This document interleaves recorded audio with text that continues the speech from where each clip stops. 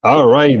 Bonjour tout le monde, bienvenue à un autre épisode du podcast du vrai visage de l'entrepreneuriat. Et aujourd'hui, je suis avec Philippe Pécaud, si on le dit correctement.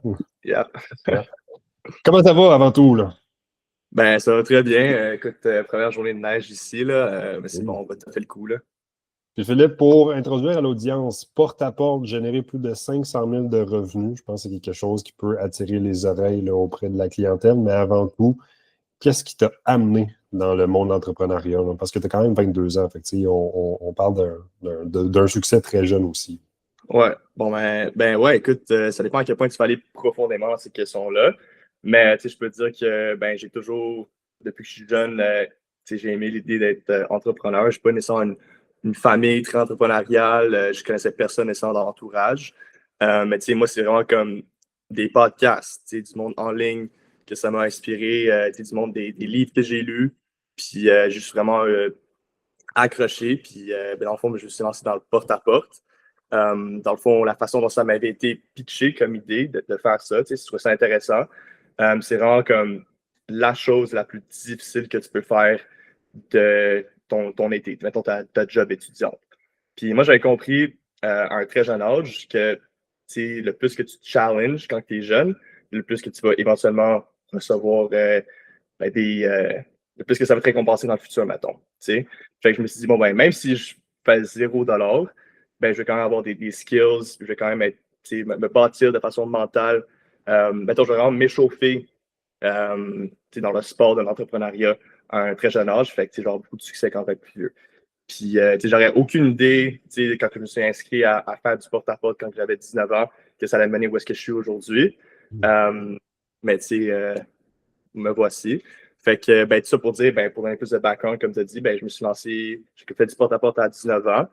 Puis, ben là, on est la plus grande compagnie de gestion. Ben, en fait, on vend de l'extermination porte-à-porte. On est la plus grande compagnie de gestion parasitaire au Québec et au Canada.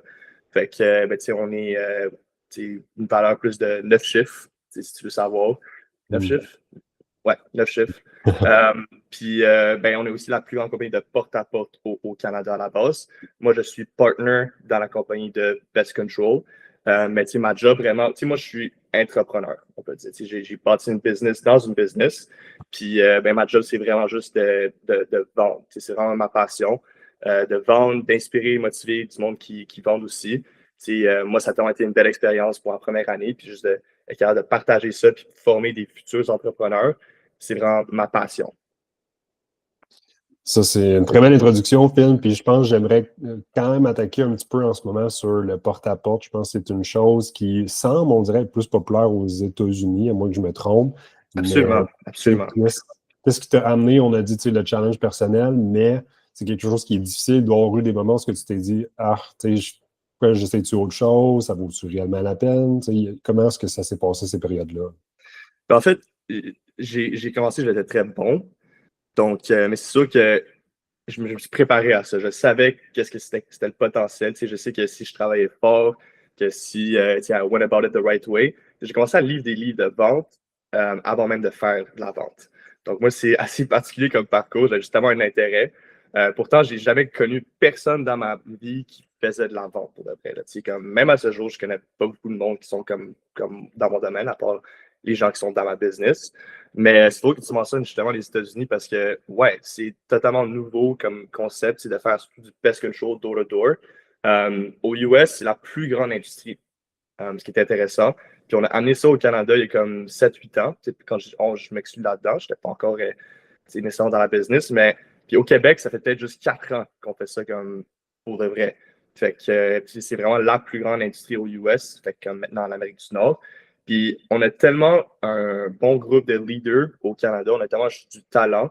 Vraiment, pour de vrai, la compagnie Vantage, c'est incroyable ce qu'on a été capable de faire en si peu de temps que maintenant, ben, en fait, Vantage, il y a Vantage Canada et Vantage US. Vantage US, ça existe pendant des trentaines d'années.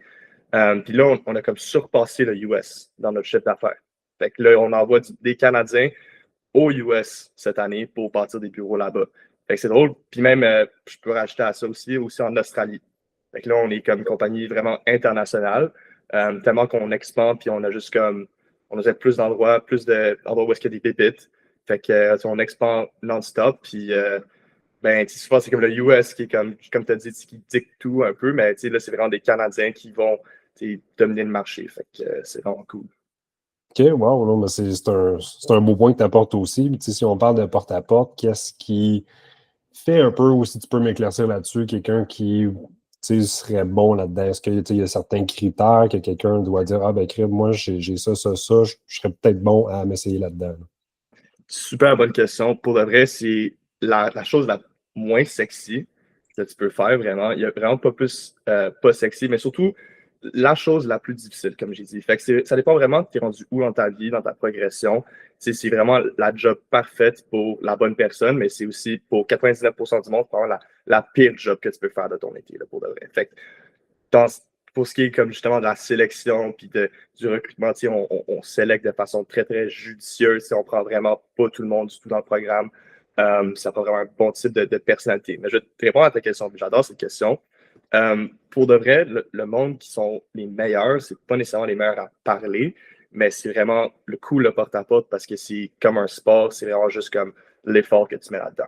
Pour de vrai, là, c'est les hardest workers, les gens qui prennent vraiment ça au sérieux, les gens qui sont vraiment déterminés, qui ont le plus de succès. Mettons un mot qu'on aime toujours rappeler, c'est un anglicisme encore, mais c'est le grit. Vraiment, là, ça, c'est un mot à résumer. Ce qui est vraiment intéressant, justement. Puis ça, c'est juste très c'est généraliste pour la vente en général, mais surtout pour le porte-à-porte. Parce que c'est vraiment la chose la plus difficile que tu peux faire. Juste être capable de ne pas se décourager, comme Alex Hormozy dit, là, de mettre beaucoup de inputs, juste être patient, de ne pas voir encore les outputs. C'est vraiment ça, je dirais. Quelqu'un qui a de la drive, puis je pense que c'est quelque chose aussi qui aller sur une porte, le nom va se faire dire souvent aussi. Puis avec le temps, là, ton expérience, avec vous développer des stratégies, quelqu'un qui, je vais cogner à votre porte, puis comme les fameux smoke screens, pour les gens qui ne connaissent pas, ben, souvent, la réaction humaine, c'est quelqu'un cogne chez vous, un étranger, ben, tu veux qu'il t'en aille tout de suite. Et comme crime, c'est qui, qu'est-ce qu'il fait chez nous? Mais je pense qu'avec les années, il y a des façons de l'approcher intelligemment sans être confrontationnel aussi. Là. Exact. Puis en fait, c'est vraiment le porte-à-porte en général. Nous, on n'a pas tant. Souvent, les gens pensent à le porte-à-porte comme les gens vont comme des crier après, puis ils vont dire comme non, c'est crosseur, qu'est-ce que c'est? Moi, pour de vrai, là, je sais pas si.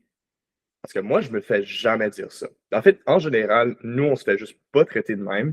Parce que notre approche, ça fait partie un peu de notre mission, là, surtout au Québec. Notre approche, c'est vraiment pas l'approche d'un vendeur, c'est vraiment l'approche d'un messager plus que tout.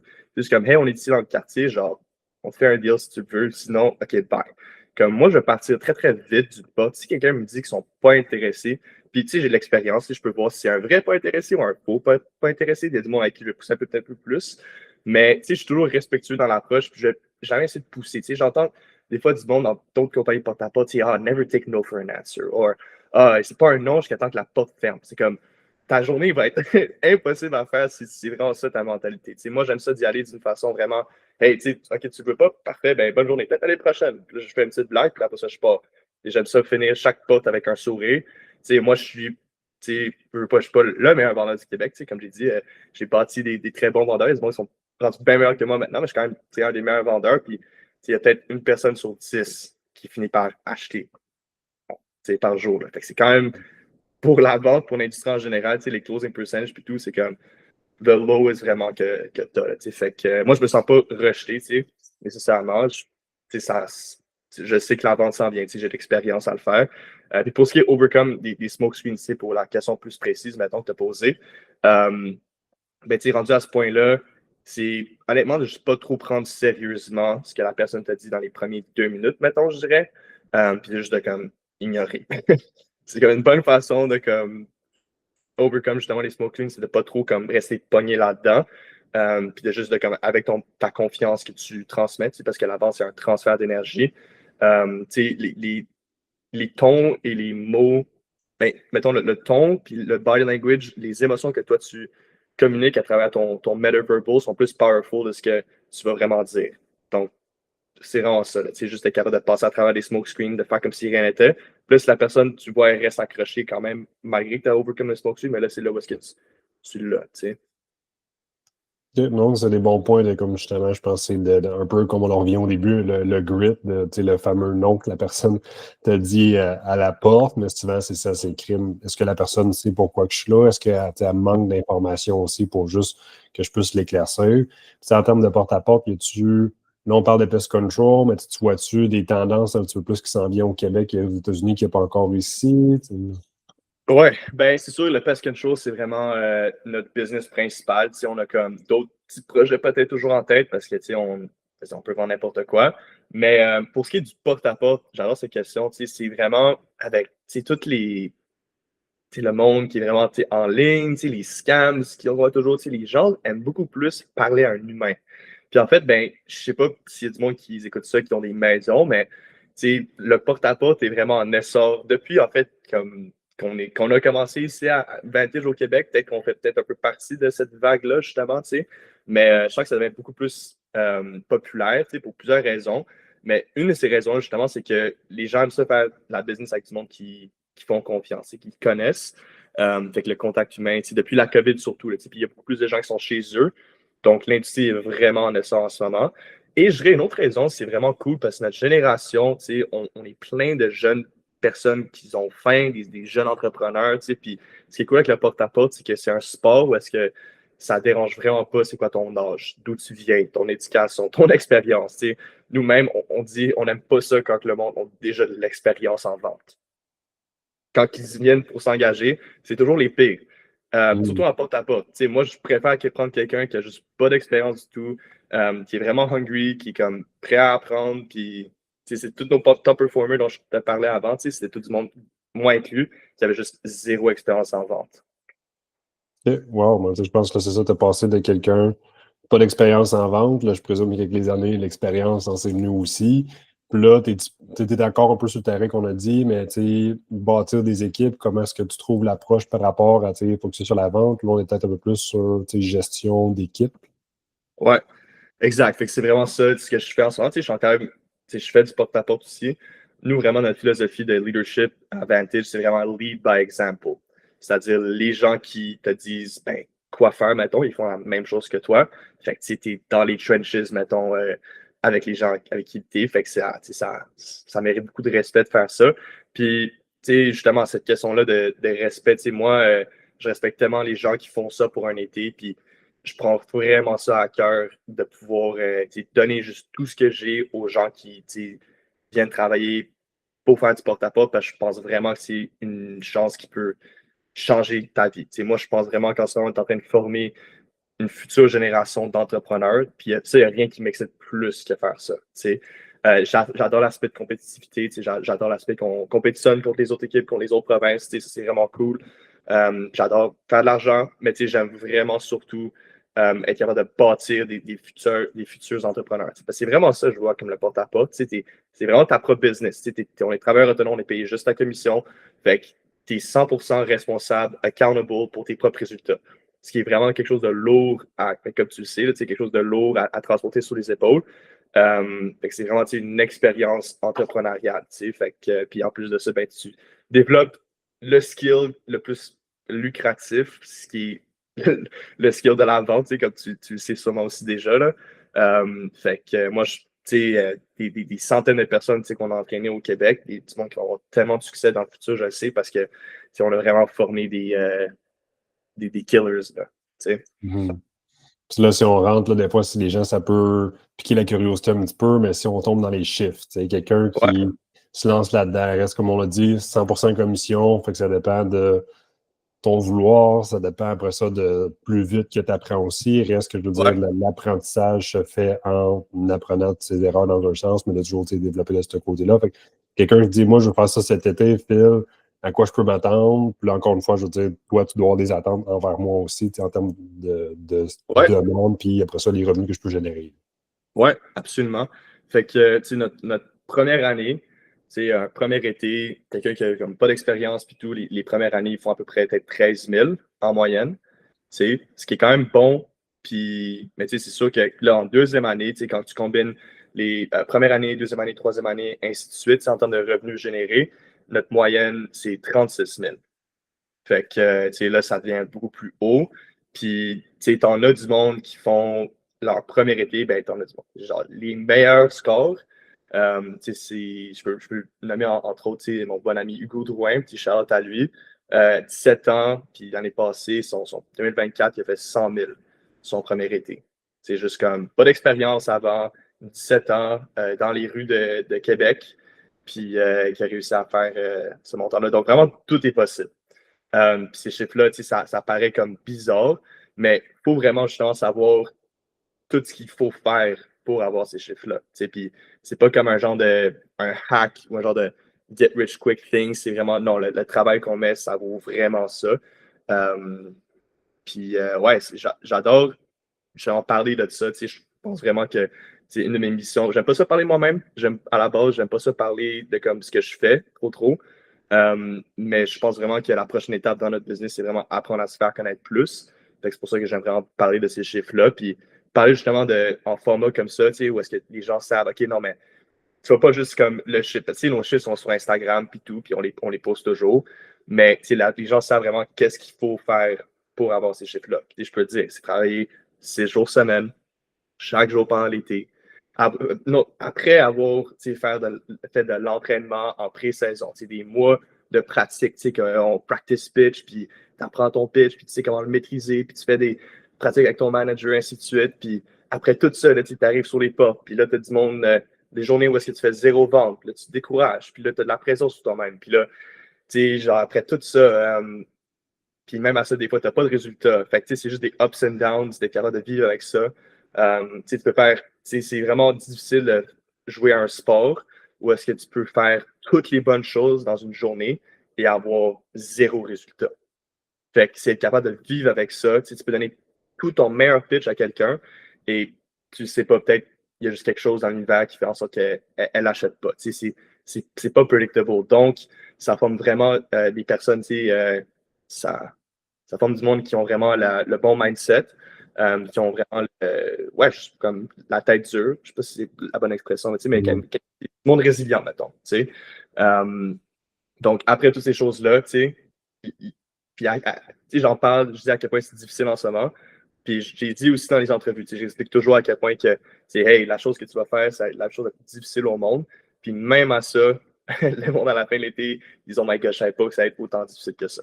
Fait que c'est toujours drôle de voir, mais je peux pas mettre assez d'emphase à quel point qu'on travaille fort pour l'argent qu'on fait. Puis ben, on mérite vraiment l'argent qu'on fait, justement. Fait que ouais.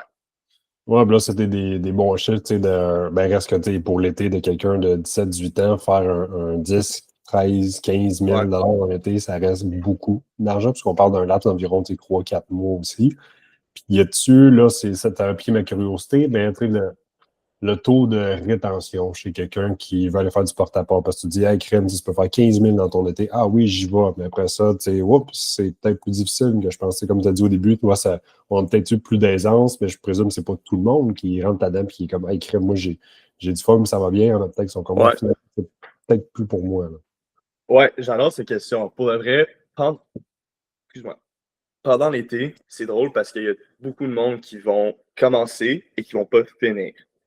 OK? Puis ça, taux de rétention, man, écoute, si j'avais à estimer pour comme toute la compagnie, c'est peut-être comme un tiers des premières années qui commencent, qui finissent pas.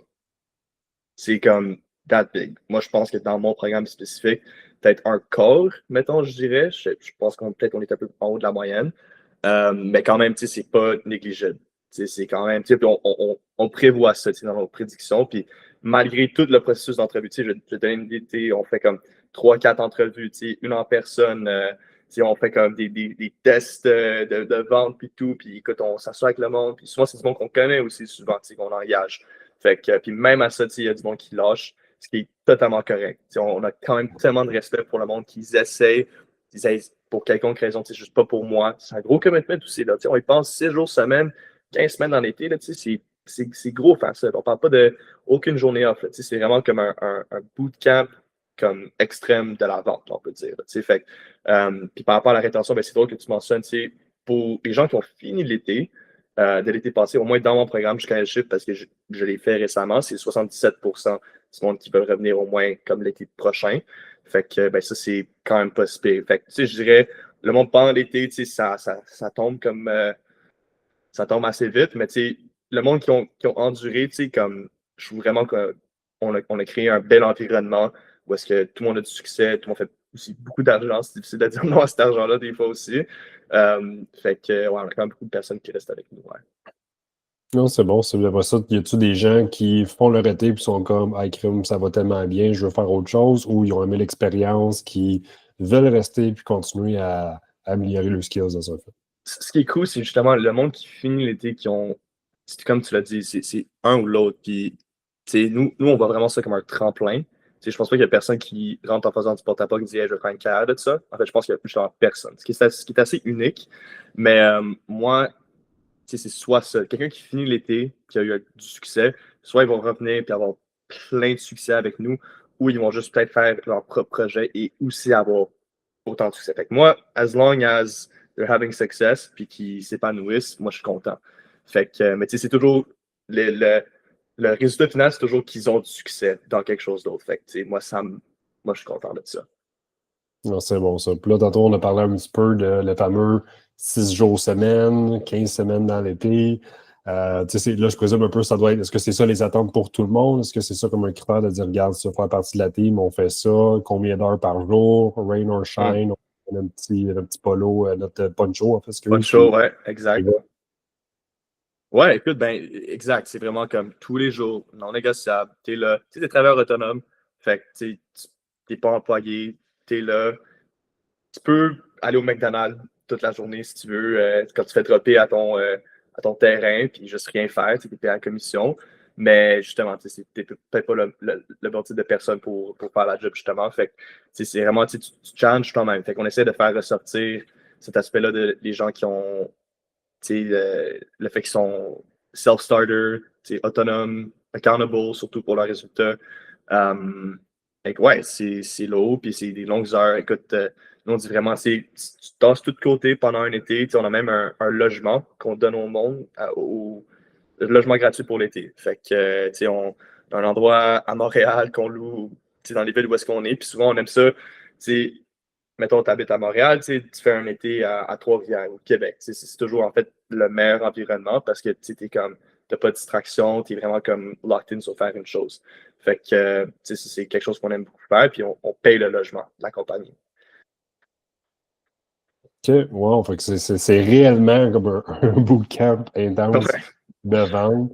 Fait que là, un peu, c'est ça, là, je pense qu'on va peut-être élargir là-dessus parce que c'est un petit peu ma curiosité. Mais exemple, moi, je reste à Montréal, vous dites, bon, parfait, Anthony, toi, ton été, t'as fait à Québec. Fait que, vous préparez un peu comme un groupe, on trouve un logis, tout le monde va là, au secteur attribué, puis Ouais. on se pousse à fond pendant 15 semaines.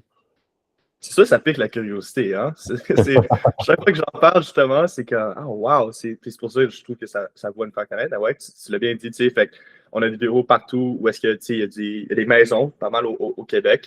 Puis, ben, c'est ça, tu sais, nous, on a un logement, tu sais, dans le plateau. On a un bureau, un endroit physique parce qu'on se rencontre à chaque jour. Tu sais, à 11 h du matin, tu sais, on se rencontre, on fait notre sales meeting. C'est ça, c'est bien sûr moi qui le fais. Puis après ça, ben, on s'en va au terrain. Fait que, on s'arrange avec des carpools, tout ça, du monde qui ont des autos. On fait comme toute la grande région de Montréal. Fait qu'on fait beaucoup de routes quand même. Puis après ça, ben, je dirais comme les heures de travail, c'est comme de 2 h à 9 h du soir, qu'on est là, on the doors, tout seul. Puis après ça, ben, tu reviens chez toi à 10 h. Fait que tu es pas mal parti tout le long de la journée. Puis c'est même ton dimanche, je veux dire, ouais, I guess on travaille pas, mais tu l'utilises pour te reposer, pour faire tes meal prep, pour faire ton lavage, tout. Fait que c'est vraiment comme toute la, tout l'été. Puis si je parle pour mon expérience, puis l'expérience des managers, des partners, peut-être l'été d'un vendeur, c'est peut-être du 55 heures semaine. Mon été, c'est un 100 heures semaine. Je veux dire, moi, je suis responsable, j'ai comme 2 jobs à temps plein en même temps. Moi, je suis responsable pour faire des meetings le matin. Fait que moi, mon été ressemble à quoi? Je veux dire, je suis comme dans le bureau à 9 h, puis je travaille jusqu'à comme minuit du soir, 1 h du matin. J'organise tout, j'organise qui va où avec qui a besoin de training, qui fait quoi. Fait que, puis ça inclut même pas le travail que je fais en pré-saison, en même temps qu'être à l'école aussi, que justement, entraîner, recruter, puis bâtir l'équipe. Fait que, je fais comme peut-être 35 heures semaine là, pendant le reste de l'année pour faire fonctionner tout ça. Puis comme on a dit dans la conversation, juste cet été, on a fait 4,7 millions en chiffre d'affaires juste pendant l'été. Du monde qui ont travaillé avec nous, là, juste pour comme ma partie du programme. Ouais. C'est ça, mais ça, je pense que ça amène à d'autres points aussi, de dire crime 4,7 millions, c'est des gros chiffres. Phil fait plusieurs centaines de milliers de dollars en termes de revenus aussi, mais comme là, tu as amené comme un bon point que c'est des semaines de 100 heures, c'est pas Phil va cogner des portes de midi à 5, puis il retourne à la maison le soir, écouter Netflix. Il y a une implication en arrière aussi. Fait que, je pense que je veux qu'on élabore là-dessus. Tu es à l'école l'été, tu prépares quand même l'équipe. Puis pendant l'été, ben, les meetings le matin de ce côté-là. Peut-être ma question pour toi va être plus comment est-ce que tu fais pour gérer ton temps, parce que ça, c'est vraiment une gestion de temps extrême, de dire je gère l'équipe, je gère mes affaires. Quand c'est pas l'été de la job, j'ai mon école. Fait que, faut créer une belle structure dans l'arrière de ça. Ben, tu sais, pour de vrai, on a. Je suis très bien encadré aussi. Je dois donner le crédit aux gens qui m'ont formé et tout. Mais aussi, moi, je me suis jamais considéré comme quelqu'un de discipliné. Je me suis toujours considéré comme quelqu'un qui est juste vraiment passionné par ce que je fais pour de vrai. Là, c'est un peu le off-season, puis je suis pas. En tout cas, mais on parle souvent de discipline dans notre compagnie, dans notre business. On est une grosse gang de managers, on est à peu près une centaine au Canada. Puis, doing hard things, et tout ce genre d'affaires-là. Puis moi, j'ai toujours été vraiment motivé par ce que je fais. Fait que, c'est souvent un cliché, genre, trouve ce que t'aimes, puis fais-le. Fais-le pas pour l'argent nécessairement. Mais pour le vrai, moi, juste tomber dans quelque chose que j'aime vraiment faire. J'aime vraiment former du monde à la vente. Je suis passionné par ça. J'adore enseigner. C'est pour ça que, tantôt avec toi, j'aime ça, un peu apprendre sur la vente. J'en connais beaucoup là-dessus. Fait que, faire des semaines comme ça, c'est un peu comme, c'est un jeu pour moi. C'est un sport. Je le vois vraiment comme un sport. Si tu le vois, cette job, comme une job, si tu vas vouloir te tirer une balle dans la tête, mais si tu le vois vraiment comme un sport, tu sais, ton e-athlète, c'est ton username, fait que tu le sais, là, tu sens pas que tu fais du travail, c'est ça qui est tellement cool avec le porte-à-porte, justement. C'est vraiment comme, t'es in the trenches, t'es dedans, c'est intoxicating. C'est vraiment, c'est contagieux, puis surtout l'aspect d'équipe, je dirais, là, fait que ça rajoute vraiment à la passion que j'ai. C'est le monde qui travaille avec moi, entre autres. J'adore ces gars-là qui travaillent dans la team. Je le fais vraiment pour eux. Puis c'est ça, surtout un peu, j'ai toujours un peu le sens de comme, il y a d'autres personnes qui comptent sur moi. Fait que, peut-être tu le sais aussi, là, c'est quand tu as ça, c'est vraiment, ben, tu sens vraiment la tâche du devoir. Fait que tes besoins viennent après, mettons. Là, même des besoins physiques, mettons, comme manger puis dormir. Des besoins que tu mets des fois en deuxième priorité, mettons. Ce qui n'est pas toujours sustainable, mais ouais, tu as répondu, comment que je fais. La réponse courte à ça, ben, j'adore ce que je fais pour de vrai. Puis c'est ça, je vais continuer à faire ça toute ma vie. Je sais, parce que c'est ça ce que je suis bon à faire, c'est entraîner du monde à vendre. Puis ouais. Ouais, mais non, c'est le fun. Mais je pense que l'approche que tu as dit, c'est comme tu as trouvé ton sport. Puis, je pense que, comme on a dit au début, ça n'enlève rien à personne à quelqu'un qui essaye de faire le porte-à-porte, mais ça reste un peu, la vente, il y a tellement de domaines différents. Fait que c'est de trouver son sport. Quel sport tu peux être passionné, que tu peux manger ça 24 heures sur 24, les week-ends, que tu vas manquer des événements parce que, comme, faut que tu ailles à un match, puis que, comme, c'est ton implication. Super, super bel exemple là, de ce côté-là. Bon, j'ai un petit point que je voulais apporter, mais je pense que sur les revenus, tu apportes un bon point, puis de comme mettre l'emphase sur les heures puis la gestion. Puis là, juste par curiosité encore, mais là, tu fais un bac, tu es à l'école encore. Es-tu domaine de vente? Là, tu dois continuer là-dedans aussi? Ouais, ben, je suis en bac en finance. C'est drôle parce que comme j'aime pas lâcher des affaires. J'aime ça comme quand que je commence quelque chose, je le finis. Fait que je me suis tenu à faire ça. J'avais comme fait mon premier été à Vantage. J'avais quand même fait comme proche du salaire moyen canadien un été, mais j'ai quand même décidé de poursuivre ça. Puis une fois que j'ai commencé, honnêtement, je me suis juste comme, j'aime pas ça me donner des excuses, comme, ah ben, je fais déjà ça, fait que je vais lâcher. Puis j'aime ce que je fais, j'adore apprendre, c'est comme une de mes passions, j'imagine, c'est d'enseigner, mais j'aime aussi vraiment apprendre. Fait que je continue là-dedans, puis ben, je finis 1 mois et 11 jours. Fait que ça s'en vient quand même. Là. Mais c'est drôle parce que justement, tout le monde qui fait d'habitude Vantage pour un été ou 2 étés, on est une usine à dropouts, pretty much. Là, genre, je pense le seul partner que je connais qui a comme un bac. Parce que par exemple, tout le monde a juste comme quitté à un certain point.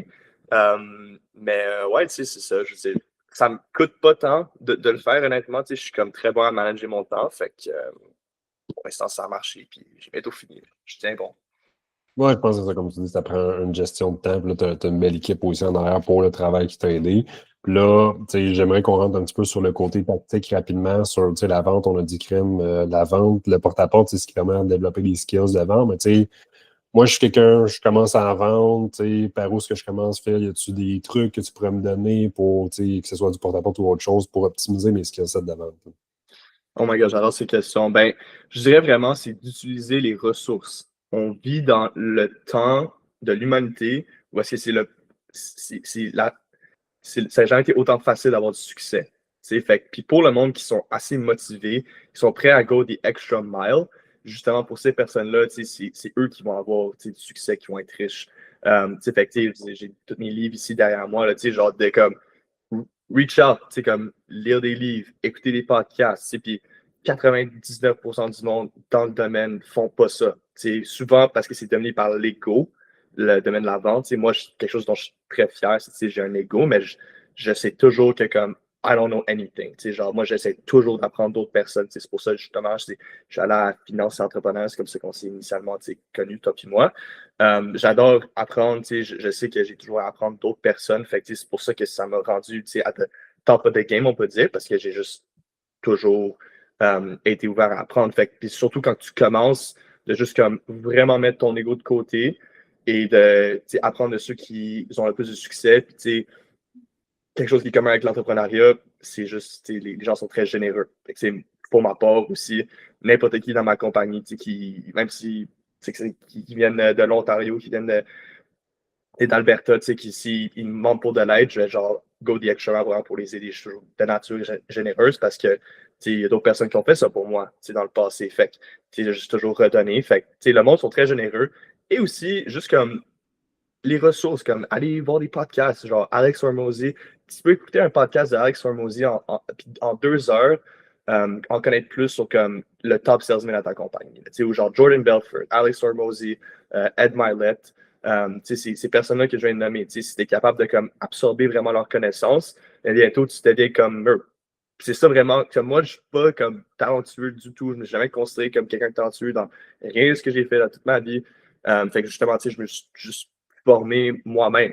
C'est vraiment self-made, self-knowledge. Fait que j'ai appris plein d'affaires, même avant de faire ma job de vente. Et quand j'ai fait ma job de vente, j'étais comme déjà presque comme, I already know all this stuff. C'est pour ça que j'étais juste bon, peut-être que j'ai commencé. Fait que je dirais comme aussi simple que ça, de juste utiliser ses ressources à ta disposition. Puis tout est à notre disposition. Fait Ouais, c'est ça, à cette heure maintenant, puis tu sais, même si on peut se lancer ChatGPT, tu sais, souvent, moi, j'ai des conversations avec, de comme, tu sais, on peut l'utiliser, oui, c'est un moteur de recherche à la base, mais comme il y a d'utiliser nos ressources, comme tu as dit aussi, puis je pense que la vente, ça revient à 2 choses, c'est d'utiliser les ressources, de s'entourer des bonnes personnes, d'apprendre des bonnes personnes et le volume, tu sais, de faire et d'en faire et d'en faire. Tu sais, je pense que vraiment, tu dois le voir avec les gars de ton équipe qui font un été, qui font 2 étés, qui font 3 étés, rendus à 3e été, s'ils sont encore là, ben, ils ont appris le bagage, puis sont capables de performer plus, du moins, je l'espère. ouais, absolument. Puis, nous, on a beaucoup de ressources dans juste notre business qui est très spécifique à nous. Mais juste de façon générale, juste comme be resourceful. Ça, c'est vraiment des choses que j'ai appris là. C'est super important. Non, excellent, ça. Fait que, tu sais, Phil, j'aime ça qu'on garde ça short. Je pense qu'on a eu beaucoup d'informations. Tu sais, là, on a dit des chiffres. C'est une compagnie de 4,7 millions cette année qu'on a sorti. Tu sais, un très beau revenu pour un jeune de 22 ans qui performe aussi. Et j'aime toujours conclure avec une question un peu cliché, typique, mais comme je suis jeune, je commence en vente. Là, on a parlé un petit peu, mais tu sais, quel serait ton conseil? Tu sais, une chose que je pourrais écouter de ce podcast, puis c'est la chose que je dois retenir pour pouvoir tu sais, performer ou améliorer mes skills de vente. Faire du porte-à-porte. Ben, pour de vrai, je veux dire, si tu as vraiment le grit, puis si tu t'identifies, tu es juste prêt à tout faire pour le succès, c'est sûr que moi, bien sûr, ça me fait plaisir de parler s'il y a quelqu'un qui, justement, est intéressé à faire ça. Mais, je dirais comme, ouais, si tu as vraiment, de façon plus générale, que ça soit, que tu sois dans la vente, que quelqu'un écoute dans n'importe quel type de contexte, soit en vente ou non, de juste faire la chose, surtout quand tu es jeune, la chose la plus difficile possible. Comme, quand tu fais quelque chose comme ça, c'est sûr que tu vas toujours avoir le plus de rewards après. Donc, moi, j'ai vraiment compris ça très jeune, puis finalement, je suis resté en porte-à-porte, puis j'ai bâti là-dedans, mais j'aurais pu aussi bâtir dans quelque chose d'autre, puis j'aurais eu juste le muscle de l'entrepreneuriat. Fait de justement bâtir justement ses habiletés, puis peut-être pas être focusé non plus sur l'argent quand tu es jeune. Nous, c'est comme une conséquence de ce qu'on fait, mais pour de vrai, le monde qui font l'été, même ceux qui font plein d'argent, ils disent à la fin de l'été, ils sentent qu'ils peuvent faire n'importe quoi. Ils ont la confiance. Puis c'est ça qui est tellement valuable parce que on est jeunes, même ceux qui font 200-300 000 par année, ils disent, oh my God, I feel like I can do anything. Fait que là, après ça, qu'est-ce que tu penses qu'ils vont être dans 10-20 ans, ces gars-là? Moi, pour ça, je suis tellement excité justement par la cohorte de gars qu'on a, parce que ça va être les futurs entrepreneurs du Québec, ça va être les gens qui vont changer le monde. Fait que, de juste, je dirais, pour répondre à ta question, si je me lance en vente, en vente quelconque, be resourceful. Puis sinon, de se lancer en entrepreneuriat en général, just do something hard. Juste fais des affaires que personne d'autre est prêt à faire, puis tu vas avoir les résultats. Je pense qu'on ne peut pas mieux dire, mais je pense que, comme tu dis, le porte-à-porte commence tranquillement pas vite à gagner en valeur, mais je pense que ça peut valoir la peine au moins de se lancer un été, de dire, regarde, je veux essayer la vente, je ne sais pas trop où aller, je vais contacter Phil, je vais m'envoyer à la même place, puis mon bootcamp d'été là, va être de faire du door. C'est ça. Excellent. Fait que je te remercie énormément pour ton temps, Phil. Super épisode. Puis j'espère que vous avez eu toutes les petites nuggets que vous souhaitez avoir de cet épisode. Puis je pense, si jamais on veut te contacter, Phil, y a-tu des réseaux que quelqu'un pourrait aller fouiner puis te retrouver? Ouais, comme moi, comme j'ai dit, j'aime pas ça parler de moi-même. Je suis pas comme connu du tout. Là, je suis comme une page privée sur Instagram. Fait que, vous allez me follow philippe.peco sur Instagram. Je suis à DM. LinkedIn aussi, je suis beaucoup sur LinkedIn. Sinon, pour la page, pour connaître plus la compagnie puis la business, pour nous suivre, c'est Vantage Marketing Canada sur Instagram. Ça, on a comme une grosse page là-dessus. Puis là, il y a des témoignages. Je suis vraiment pas tout seul du tout dans cette business-là. Je suis parmi plein de personnes super talentueuses, monde bien meilleur que moi, là, qui font ça aussi. Et aussi, le nom de notre petit groupe, là, on se nomme les Centralites. Puis là, on va commencer à publier beaucoup de contenu bientôt. D'ailleurs, on a comme un gros plan pour 2026 pour ça. Là, fait que vous allez commencer à entendre beaucoup plus parler de nous, là, hopefully. Fait que c'est Vantage_Centralites sur Instagram. Fait que that's it. Excellent. Bon, je te remercie. Puis à tous, on se voit dans un prochain épisode. Ciao.